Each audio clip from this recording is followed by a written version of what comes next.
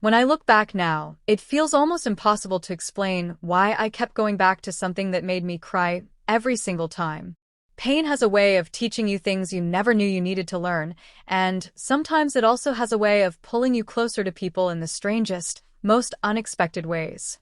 My name is Emily.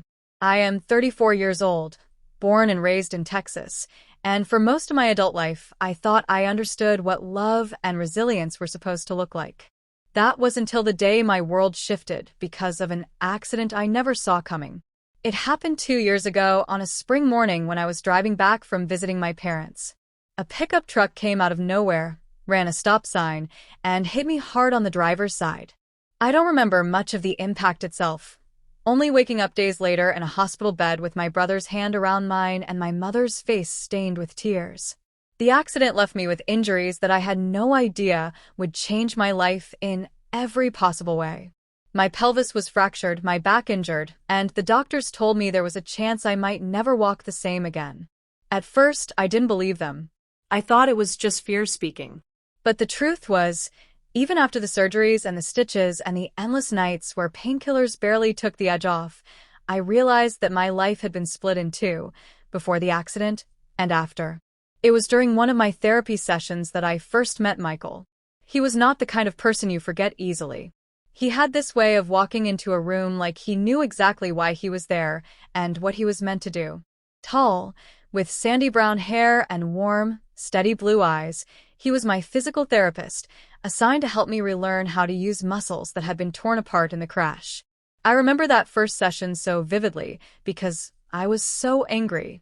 Angry at myself, at the truck driver, at life for making me feel so small and helpless. I didn't want help. I didn't want to be touched.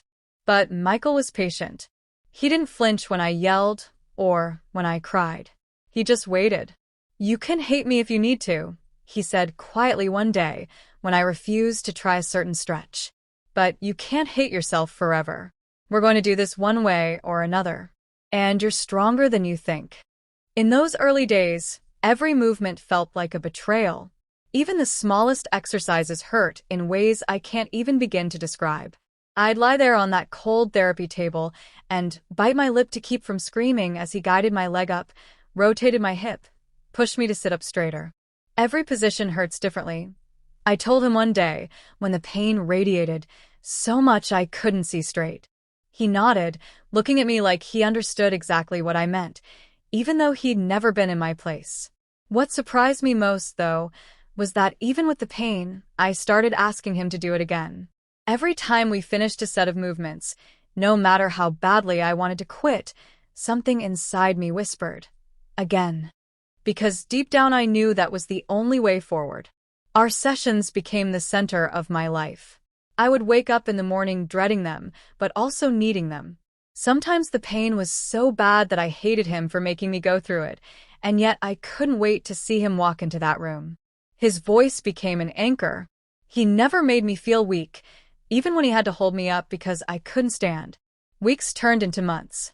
Somewhere in that time, my anger softened. The pain was still there, always there, but I had started to notice something else too, how he encouraged me in ways no one else did. He talked to me like I wasn't broken, like I was just Emily, a person with dreams and a future. There was one particular day that changed everything. It was raining hard outside, and the therapy center was quieter than usual. I had been having a bad morning. My muscles were sore, my hip felt like it was on fire, and I just wanted to crawl back into bed. Michael sat down across from me and said, "Emily, today's going to be rough. We're going to try a new set of movements, and it's not going to feel good. But I think you're ready." I wanted to argue. Instead, I found myself nodding. He guided me through the first stretch, and the pain shot through me so fast that tears filled my eyes instantly. "I can't," I whispered, my voice breaking. "Yes, you can," he said, steady and calm. "One more time. Just one more. You've got this." And so I did it again.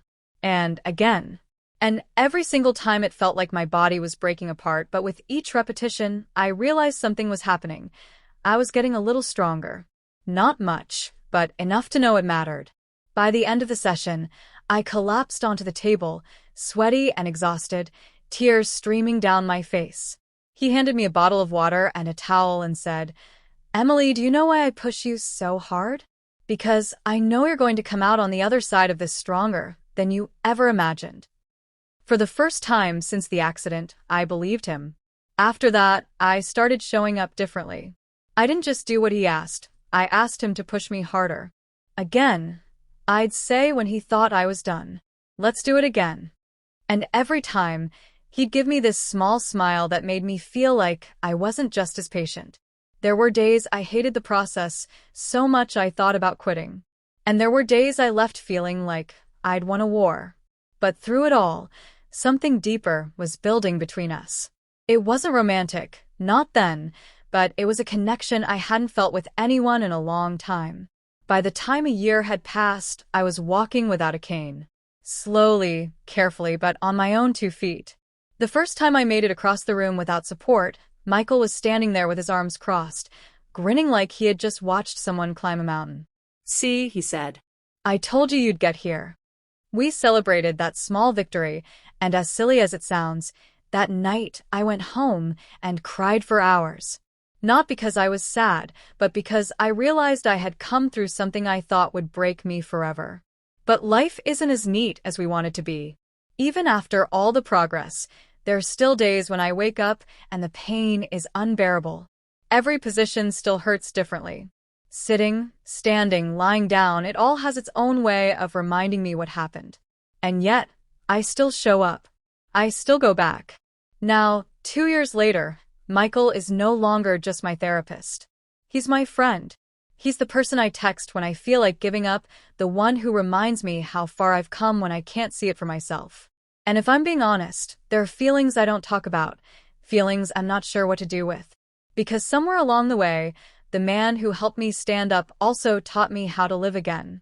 People sometimes ask me why I kept going back to something that caused me so much pain.